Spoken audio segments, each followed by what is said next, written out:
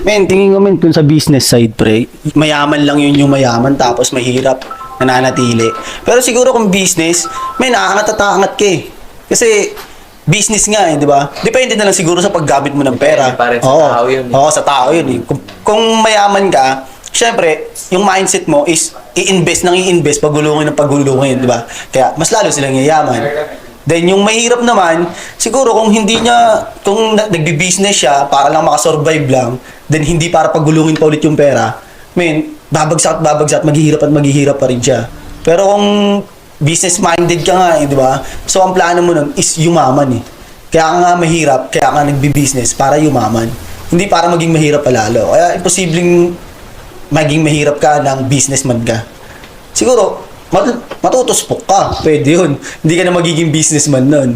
Ayun lang yung akin, pre. Kaya imposibleng hindi yumaman ng mga mahihirap. Basta't pag